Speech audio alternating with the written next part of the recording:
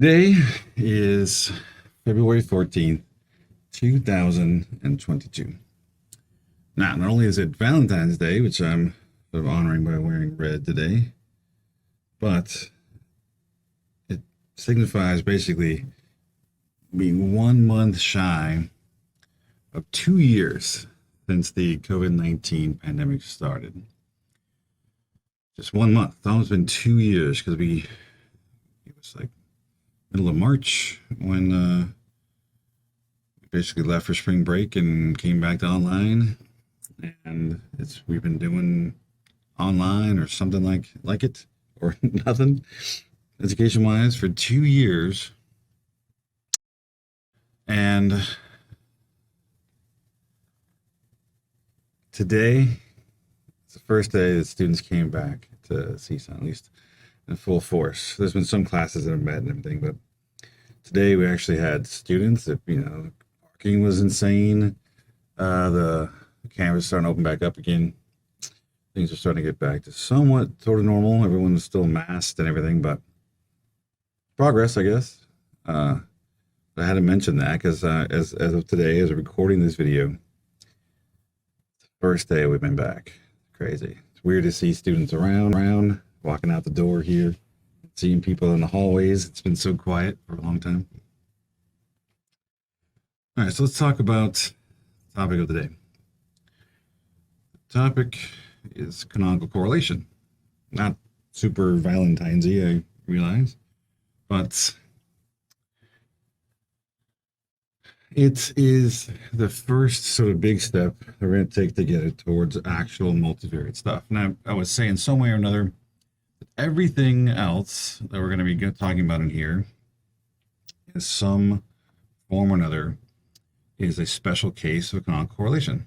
Right? We can tweak things and actually make ANOVA, profile analysis, discriminative function analysis, even logistic regression, factor analysis are all in some ways very similar and or analogous to some degree with canonical correlation.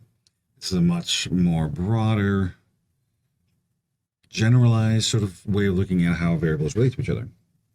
Now, before we get started, I want to say that last semester I taught the latent variable course, and knowing that I had to film some of these lectures for this class,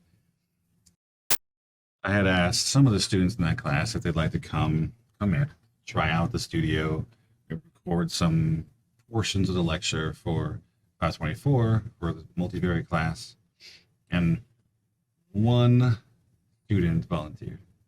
A couple others were interested, but there was one student that actually volunteered. And I want to turn things over to her now and let her tell you a little bit about canonical correlation. I'll be back in just a little while. So canonical correlation is basically measuring the relationship between two separate sets of variables versus just measuring the relationship between one variable and how that affects like one other variable or several other variables, or just having several independent variables affect one outcome variable. It's also considered multivariate multiple regression because it's comparing several variables, so multiple, to several other variables. It's sometimes also called set correlation. So all those multiple variables on the one side is set 1, and the multiple variables on the other side, set 2. The number of cases required is approximately 10 per variable. This is the case for the social sciences because reliability is typically 0.8. If there's higher reliability, then fewer subjects are required per variable. You can think of canonical correlation as a method that does multiple regression on both sides of the equation. So on the x side and the y side, it's not really what happens, but that's how you can think about it. A better way to think about it is creating a single super variable that represents the x's and another single super variable that represents the y's. And sometimes this is done by creating composites. So sometimes usually composites happen when you have a scale and you sum up all the items, or you take the mean of all the items. That's a composite. Or sometimes this is done by creating linear combinations of variables based on shared variance. And in multiple regression, the linear combinations of x's we use to predict the y is really a single canonical variate. And variable, variate, they're all like similar words, but they all mean different things for canonical correlation. So I'm going to go on to this one.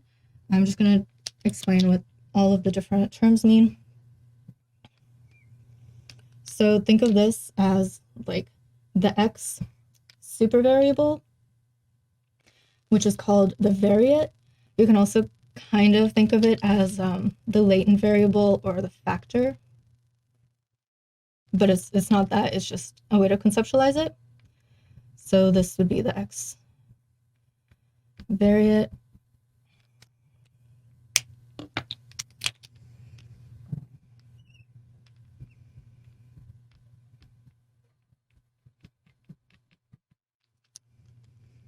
And this would be the y variate. And canonical correlation is this relationship right here, how they affect each other. But it's not quite so simple. It's not just these two things, right? The x variate is made up of the actual variables. So this would be x1, one variable, two variables, and it can be multiple. And on the side too, y1, y2, it doesn't have to be the same number. So we can say that this is like different forms of exercise, scores on different forms of exercise, like number of stairs, mile time, and laps, swimming laps, and then these are correlates of health. So that's how we can conceptualize x and y. So maybe this is like cholesterol, and this is like BMI. So these would be the actual things that are measured for each person. And then this is a way to conceptualize the overall thing that it represents.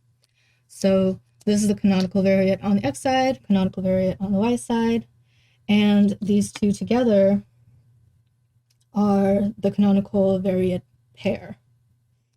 So later on, it's going to talk about having multiple pairs, because this is just a way to describe the relationship between all these variables. This is just one example of how they can all relate to each other. There are multiple ways that they can all relate to each other. So this is one pair. There can be multiple pairs. Canonical correlation is one of the most general multivariate forms. Multiple regression, discriminant function analysis, and MANOVA are all special cases of canonical correlation. And since it is essentially a correlational method, it is considered mostly as a descriptive or exploratory technique. So that means that we don't know that for sure all of these x variables cause the y variables to happen. It's just a way of describing the relationship. It's not causation, it's correlation, right? The number of canonical variate pairs you can have is equal to the number of variables in the smaller set. So as I mentioned, I drew just one canonical variate pair. And in the y, there were two variables. So that means there can be two canonical correlation or canonical variate pairs, because in the y, there were only two variables. It'll make more sense later on. And when you have many variables on both sides of the equation, you end up with many canonical correlates. So because this is just a way to kind of explain the relationship between all these variables, This is one way to explain it, with this meaning this, and these are the numbers. This is a second variate pair, and this is a second way to explain it. And if you have many variables on both sides, up to the smallest number of variables on one side, that's how many ways there are to explain it. So some questions that can be answered with canonical correlation are, how strongly does a set of variables relate to another set of variables? It's kind of the overall question, right? How strongly does the X set relate to the Y set? And that is, how strong is the canonical correlation, the relationship between those two sets? How strongly does a variable correlate to its own canonical correlate? So that would be say this is the X variate, right? That would be, how strong is this connection right here between the X variable and X variate? How strong is this? If we're comparing it to factor analysis, it would be like, how strong, or what is the loading? And the third question, how strongly does a variable relate to the other set's canonical variate? So how strongly does the x1, x2, x3, the variables, how strongly do they relate to the y variate? And vice versa, the y1, y2, y3 variables, how strongly do they relate to the x variate? Some assumptions to keep in mind while conducting canonical correlations: multicollinearity and singularity. You have to check set 1 and set 2 separately. So you'd have to check the X variate relationship with X1, X2, X3, the variables. You'd have to check them separately from the Y. And the way to do that is to run correlations. If you see that they all have, like, I'm not sure what the cutoff is exactly, but I believe it's like 0.9, maybe 0.8. That would indicate multicollinearity, and that's an issue. You would also check for outliers. You'd have to check both univariate and multivariate outliers for set 1 and set 2 separately, because that could just throw off the whole calculation. Normality. Univariate normality is not explicitly required for multivariate multiple regression, but multivariate normality is required. And since there's no way to test for it directly, you'd have to establish univariate normality on the variables individually. And it's still no guarantee, but it's a step in the right direction. Linearity. Linear relationship is assumed for all variables in each set. So all the variables like x1, x2, x3, they all relate to each other linearly. And also between the two sets too. So between the x and the y as well. And homoscedasticity, it needs to be checked. So homogeneity of variance needs to be established between and within and between sets. All right, I think she did a great job, and I'm glad she volunteered. I mean, she was the only volunteer, but still, I think she did a great job. I think she deserves a round of applause for that. Hey, why aren't you clapping? Come on. Better. All right, let's talk about some other stuff. One of the things that's interesting about canonical correlation, along with some other designs, models that we'll talk about later on, like factor analysis, you don't actually need the raw data to run it. If you have a data set or an article or something that gives you the correlation matrix, for instance, we can actually do a canonical correlation just from the correlation matrix itself. So canonical correlation takes the raw data, computes a correlation matrix using the raw data, creates a correlation matrix, And then it's the correlation matrix itself that it actually analyzes. So the input data is actually the correlation matrix. So you can start there. We can actually input the correlation matrix directly and run a canonical correlation with just that, which is kind of cool. It allows you to test other people's hypotheses. If someone runs a canonical correlation in a paper or something, you can actually replicate it. Which if you take fake Psy524 with me, I'll actually have you do similar kinds of things. We actually find other people's studies, research articles, and you actually input their correlation and covariance matrices, and you can actually run their models directly from the correlation matrix, which is pretty cool. Okay, so you can utilize the correlation matrix directly as data, which SPSS will allow you to do as well as many other programs in R and in SAS, Systat, all those Stata, all those other programs. You can do this because the correlations are the actual data that it's trying to analyze. Okay, we're used to our correlation matrices looking like this. We just don't divide them up in this way. We usually have a correlation matrix where we have, all of our variables in the columns and the rows in the columns. We can get correlations, but it's set up so that the first few are going to be the x's, the next few are the y's, so that we're getting an x with x portion, and down here at the bottom we're getting a y with y portion, and then the diagonals here are going to be a little bit repetitive because the correlations of the y with x are basically going to repeat themselves in the correlations with x with y. Okay, so we want data set up this way: the x is first, y is second, x is first, y is second, so that we can actually get this matrix set up in this way. So the first step in a canonical correlation is to take this matrix, and we're going to do a couple of things with it. So to find the canonical correlations, we're first going to create a canonical input matrix. So to get the following equation, to get this canonical input matrix, we're going to apply the following equation.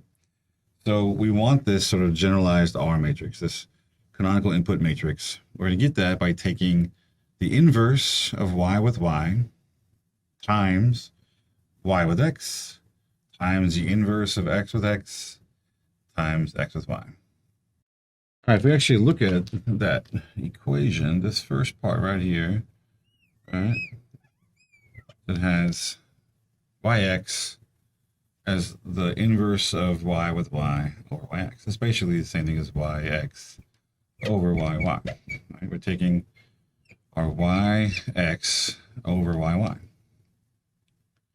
The second part here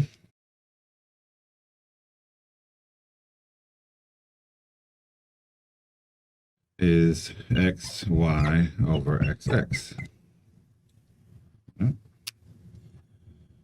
So what we get, we're looking at these a little bit, and this is not mathematically equivalent, but what we get is sort of an analogy where these are sort of like we're flipping this over into slopes or slope-like things, because remember, a slope is usually the covariance between x and y over the variance of x. This would be the b for x. If I want to flip it around and have a b for y, it'd be the same covariance of x and y over the variance of y. Right? So covariance x and y over x, I get like slopes for x. Covariance of x with y over the variance of y, and I get sort of slopes for y. So it's basically trying to break this out into what is the relationships of x and y relative to y. Like this down here. Again, not mathematically equivalent, but just thinking of an analogy here that we're trying to get the relationships. This is the xy relationships divided by the yy relationships. These are the same relationships divided by the xx relationships. So in a way, we're sort of transforming these into these sort of slope-esque, slope-like values and condensing the r's down a little bit and getting rearranging the values in terms of the relationships between the variables. Controlling, really looking at how y and x relate to each other, controlling for the y's, controlling for the x's. Okay, so we're trying to get how much the sets relate to each other while controlling for their own amount of covariance. All right, so I said they're sort of slope-like, slope-adjacent, slope-esque, slope-ish. They're not exactly slopes, but they are like them somewhat. Once we do that and we convert this over, we can then start the process of actually figuring out how much they actually relate to one another across across the sets and within the sets. So once we have that, the covariant, the correlation matrix sort of rearranged in that way, we can then conduct an eigenvalue or singular value decomposition of that rearranged R matrix. Right, so remember, trying to find patterns. Remember the eigenvalue decomposition, we're looking for eigenvectors that are projections through space. The eigenvalues then tell us sort of how much those vectors explain the variance, or how good of a job are they at actually looking at relationships. Each eigenvalue indicates the amount of shared variance between all the variables across the two sets. So it's sort of like an R squared value. It tells you that sort of squared correlation, the amount of shared variance, like an R squared value, between the sets of variables. So if I take the square root of that value, the eigenvalue, it will give me an R, an actual canonical correlation. All right, so eigenvalue decomposition. We look at the eigenvalues to get an idea of how much the sets actually are relating across the X and Y sets. We can then take the square roots of each of those shared variance estimates and get our actual canonical correlation values for each for the sets. Now, just like with any other eigenvalue or singular value decomposition, we're going to get multiple. We're going to actually get a first eigenvector that goes through space, and it's going to tell us how well it does at explaining the relationships. And then we're going to get another one that's at a right angle, that's orthogonal to the first, and it's going to explain the rest of the variance. It's going to keep doing that as long as there are variables left. So it usually is limited by the number of variables in the smaller set, right? The number of variables in the smaller set. So the number of eigenvalues you're going to get, eigenvectors, eigenvalues, the number of them you're going to get, it's going to depend on, it's going to be equal to the number of variables in the smaller set.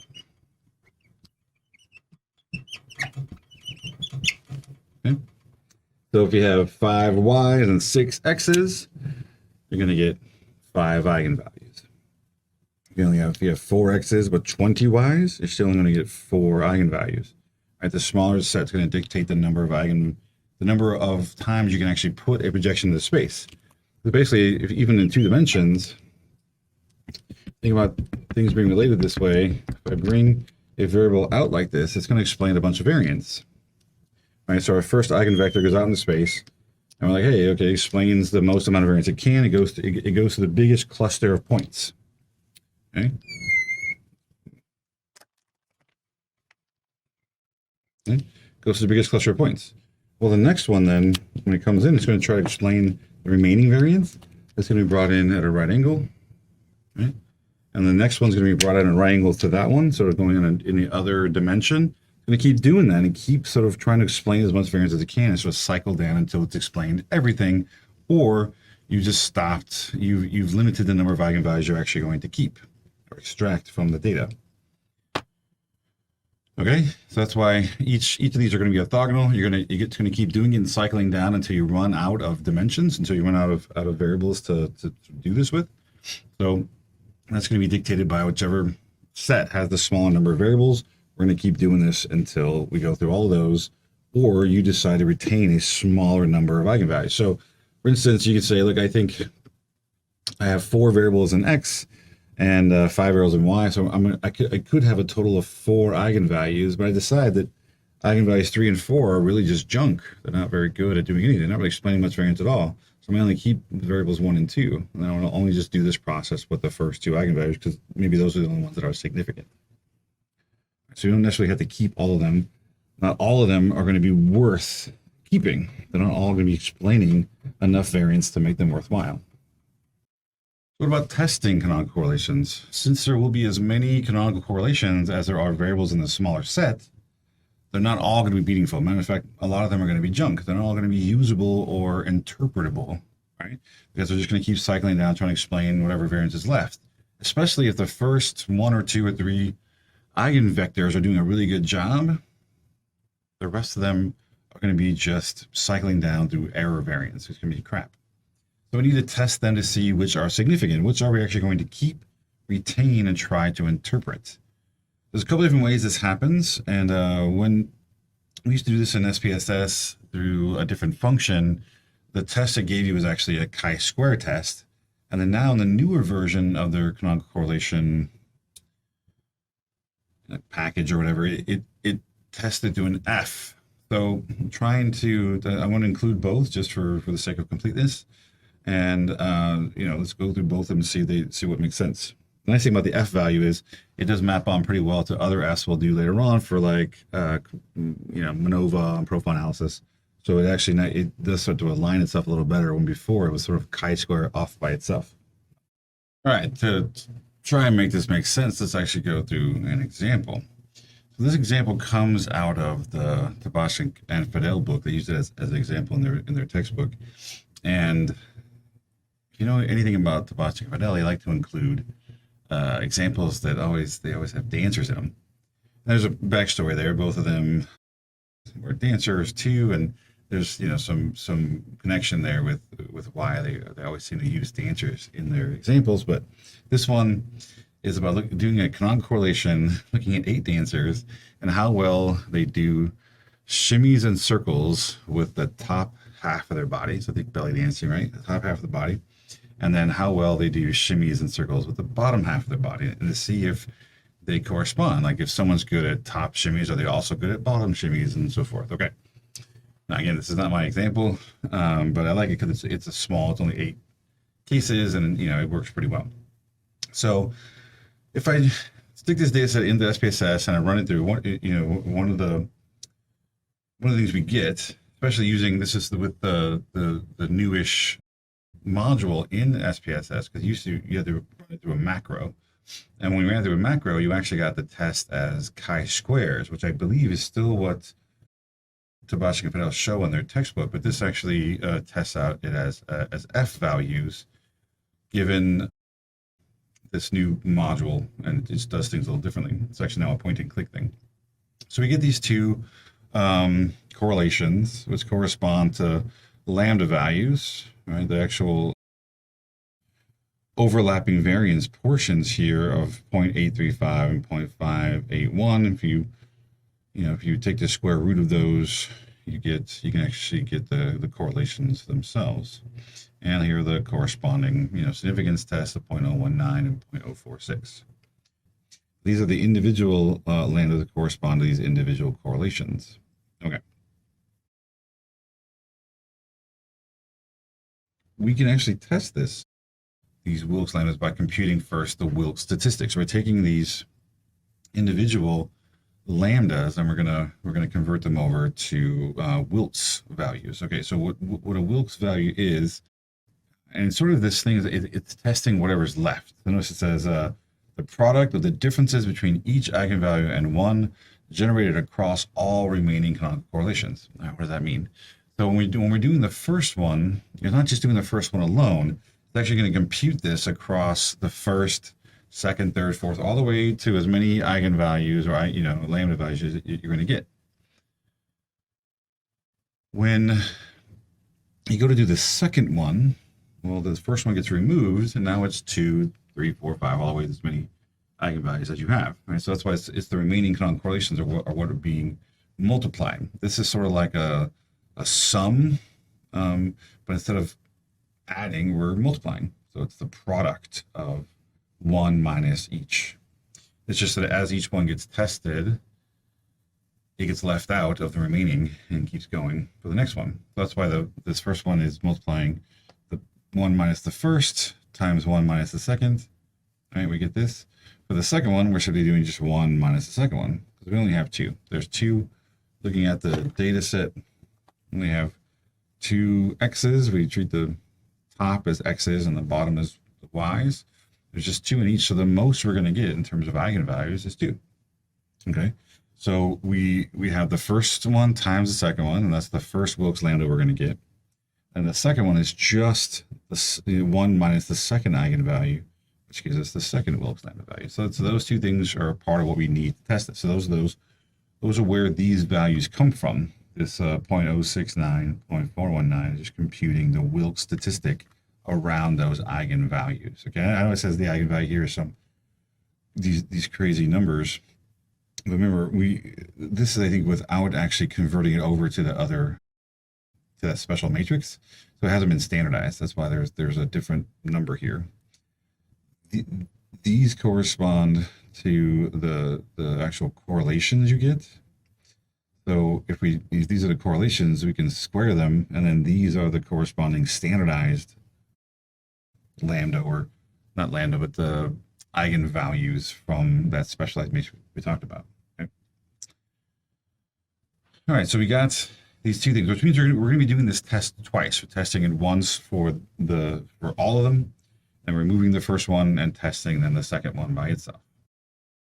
And like I said a minute ago, we can do this in two different ways. We can do this as an F test or as a chi-square test, depending on what you'd like to do. And for a long time in SPSS, there was a macro that you ran, and the test in that macro was actually a chi-square version of this.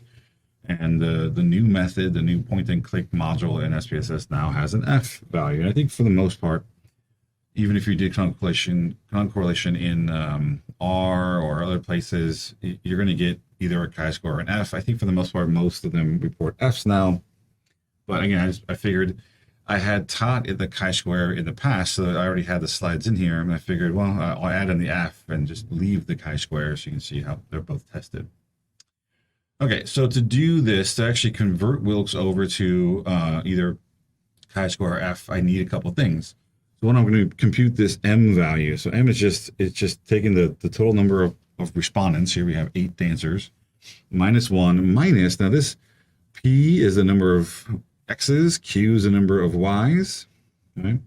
And then plus 1, we're going to divide that by 2. This is we're just going to compute this once.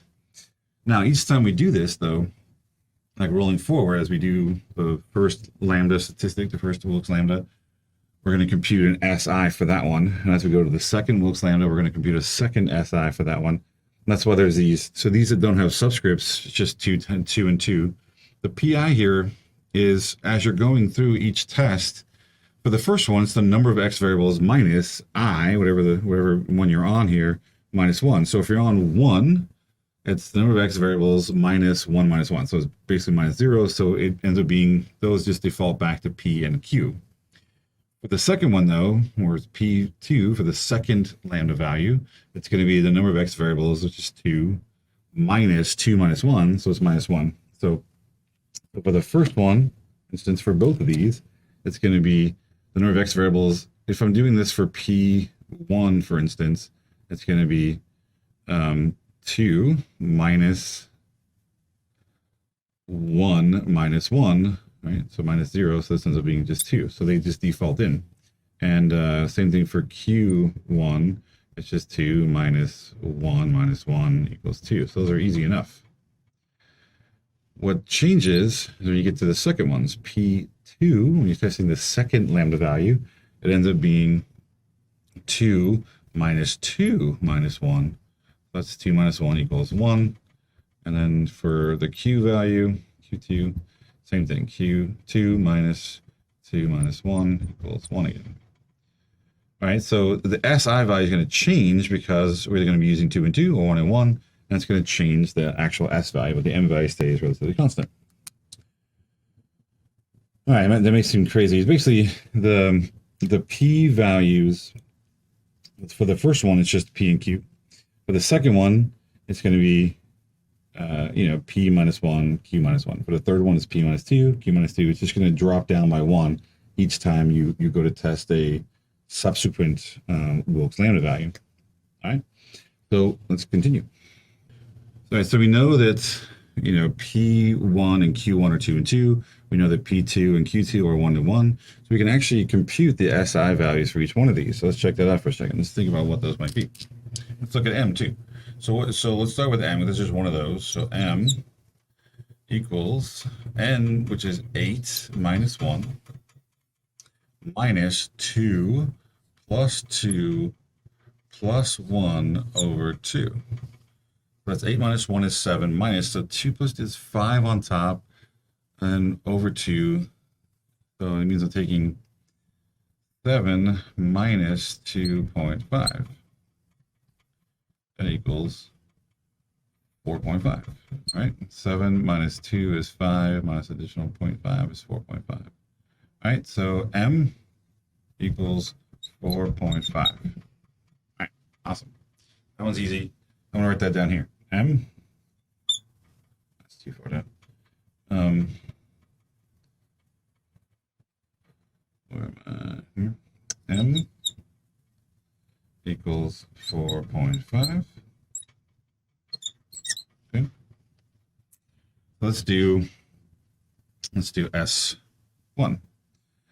So for S1, it's going to be, I'm going to take the square root of 2 squared times 2 squared minus 4 over 2 squared plus 2 squared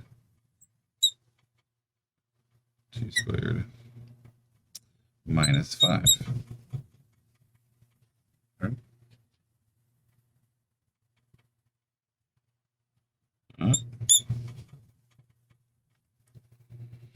So what's that going to be? That's 2 squared, 4 times 4, 16 minus 4 on top is going to be 12. 2 squared is 4, plus 2 squared is 8, minus 5 is going to be 3. Okay, I have that right so far. 2 times 2 is 4. 4 times 4 is 16. 16 minus 4 is 12. 2 times 2 is 4, plus 4, then is 8. 8 minus 5 is 3. Okay, perfect. 12 divided by 3 is 4. We need to square root it, so that equals 2. Let's mark dying. You're dying fast. Okay. So we got 4. Okay. So that means that S1 is 2. So let's look at S2. S2 equals same equation now. It's just I got to switch over to P2, which is going to be 1 and 1 instead. So it's going to be the square root of 1 squared times 1 squared minus 4 over 1 squared plus 1 squared minus 5. So 1 times 1 is 1, minus 4. It's going to be negative 3. 1 squared plus 1 squared is 2, minus 5, also negative 3. So that's going to, S2 then is going to equal the square root of 1, which is also 1.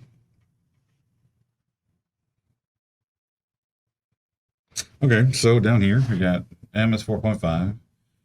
Say S1 equals 2. S2 equals 1. All right, so we got everything on this page. That's everything we need to know. M is 4.5, S1 is 2, S2 is 1. All right, so now that we have the M, S1, and S2 values, we can then start to compute this Rouse approximate F test, okay? So let's look at that. So I'm going to have a F test for the first one. So for my first lambda statistic, I'm going to take 1 minus that lambda value. What were the lambda values again? I probably should write those down. So I have lambda 1 equals 0.069. Lambda 2 equals 0.419. Once we have those values in hand, let's figure out how to plug this in. So I have lambda 1, which is 0.069. This is the Wilk's lambda 1, not the, I know it's a little confusing. The little ones are the eigenvalues, the larger ones are the Wilk's values. F1 is 1 minus 0.069, but now I have 1 over S1, or in this case, because it's F1, it's S1. So I'm going to, S1 is 2, so 0.069 raised to 1/2.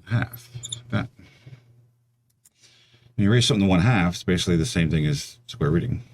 So this is basically 1 minus the square root of 0.069. And on the bottom, just repeating that.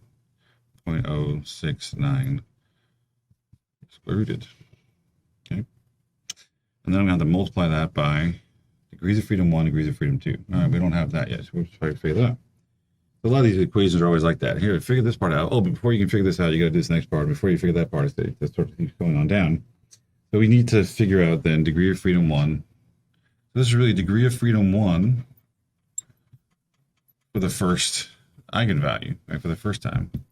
I also need a degree of freedom 2 for this first one. So this is degree of freedom 2 for that first eigenvalue.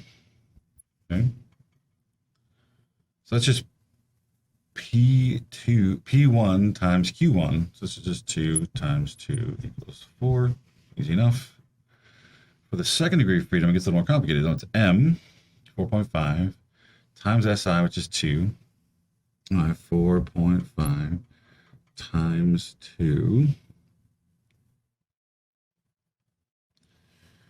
That whole thing minus 2 times 2 over 2, and then plus 1. So this is then 4.5 times 2 is 9, minus 2 times 2 is 4 divided by 2, still 2 again, plus 1. 9 minus 2 is 7 plus 1 equals 8.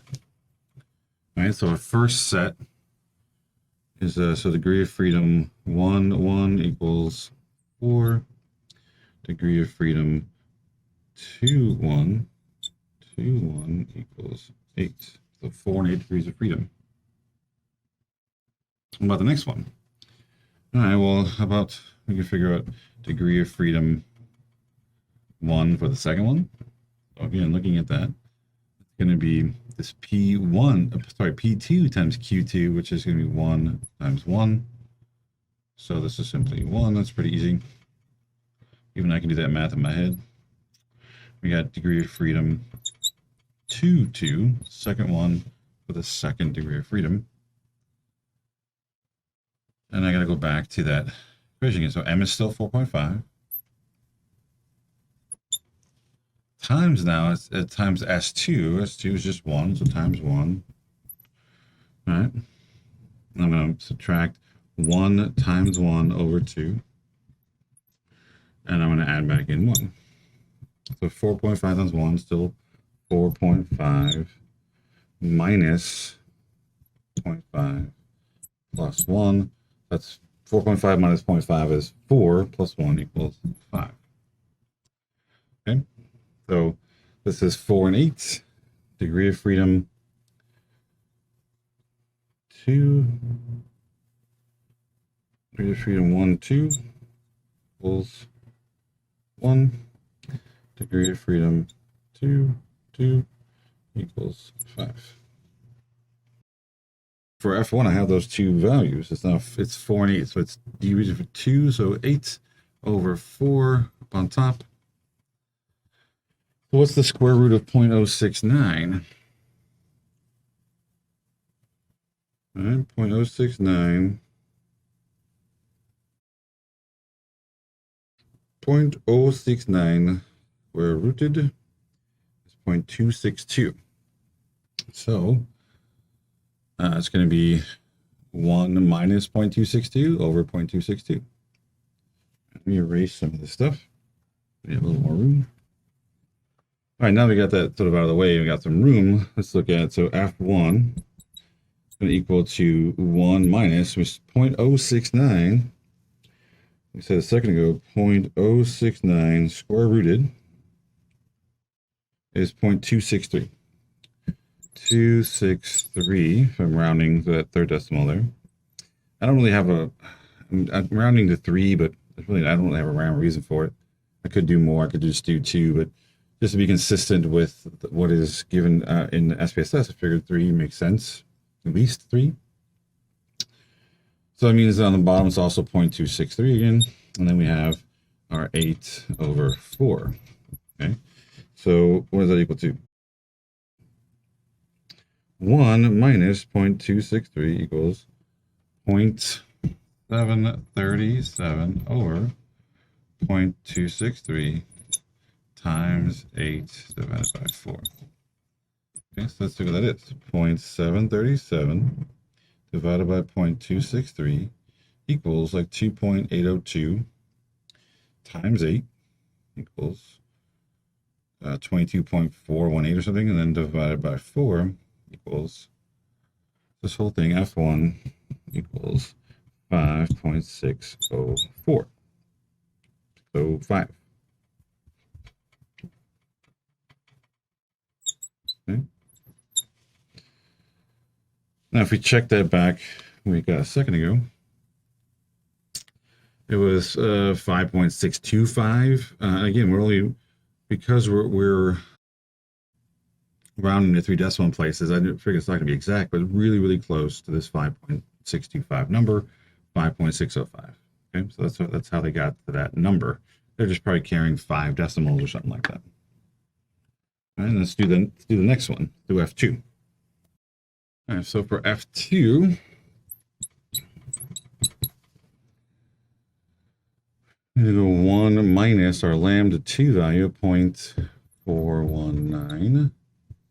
And that's going to be raised to 1 over S1. But look, 1 over S2 now, because on the second one, S2 is 1. So it's really raised to 1 over 1, which means it's not being raised to anything. So it's just 0.419. Over 0.419, also raised to 1 over 1. But this basically cancels out. We don't really need to think about it because they're just being raised to 1. Doesn't do anything, okay? And I need the degrees of freedom here, which are the second two. So it's 5 over 1. Okay. So F2 equals 1 minus 0.419. 1 minus 0.419 equals 0.581 over 0.419 times 5 divided by 1. So 0.581 divided by 0.419 equals, make sure I did it right, 0.581 divided by 0.419 equals 0.581 divided by 0.419 equals it's 1.387 times 5 over 1. So basically times 5. 1.387 times 5 equals 6.935. And we can check that. I can look at the output here. 6.944. Again, it's off in about the second decimal place here. But again, because we rounded to 3, I'm not too surprised. And so it's really close to this number with 1 and 5 degrees of freedom. Okay. And because we have these numbers, I have the degrees of freedom, I can look up an F table. I can actually do this by hand if I really wanted to. I can look it up on an F table, see if it's significant at a 0.05 level or whatever, and look at it as an F test and test it that way. It'd be pretty easy to do. Okay. All right, so let's talk about the other way. What's the alternative? If the program you're using is spitting out Fs, then this is how they're computing it. However, if they're spitting out chi-squares, they're computing that a little differently. So let's talk about that. So we already did a lot of the work for this because we computed it for the F. So it makes it a little bit easier going through this the second time because we have M. We have the lambda value that we're interested in trying to compute. This is like lambda 1, lambda 2. And then we have our P and Q values. That's it. So this one should be fairly easy. So we're going to take chi-square for the first one. It's going to be negative M. So negative 4.5, because that's what M is down here, 4.5, times the natural log of whatever the lambda is. So for the first lambda, it's 0.069. And our degrees of freedom are going to be simply 2 times 2 equals 4. Okay. Let's compute that. We have, what's the natural log? 0.069 natural log. This ends up being negative 4.5 times negative 2.069. 674. Right, so 4.5 times 2.674 equals this. So chi-square here. This equals to 12.033. And we can look that up with 4 degrees of freedom and see if it's significant. Okay. But the second one, chi-square, the second one, now it's still going to be negative 4.5 times still the natural log, but now the 0.419 number. Okay. 1 degrees of freedom. The second one is simply going to be now P2 times Q2. So we lose one of those each, so it's just 1 times 1 equals 1. So just 1 degree of freedom test. Okay, so what's the natural log here? 0.419 natural log. This ends up being negative 4.5 times negative 0.869870. Okay, and 870. I get 4.5 times 0.870 equals, this ends up equaling 3.915. And we can look that up and test it with a 1 degree of freedom. So, I mean, you might be thinking this seems easier than trying to do an F-test, but yes, it is a little easier. But remember, we had already calculated the M and like those PI and QI values and stuff. So make it a little easier to do this, but there's less steps. So I get it. It's a little bit easier to do this as a chi-square. And some programs report it as a chi-square. Some report it as an F, depending on, you know, what package in R or what program you're using to do the canonical correlation. All right, that's it for this. And we'll move on to talking about, this is it for in the next lecture, next topic. We're going to talk about more pieces of this. This is basically how you test whether or not you have a significant canonical correlation and how many of them actually end up being significant. In our case, they both are. So we're going to retain both and have to interpret both. So this is step 1. How many are significant? How many are we retaining? Now we got to go to, okay, how do we interpret them? How do we start to make some sense out of what's going on? So I know based on these two tests, I know something's going on, right? I know that there's some significant relationships across the sets, but I now need to go forward and figure out where those relationships are and what variables in set 1 are relating to set 2 and all that stuff. And that'll be in the next lecture.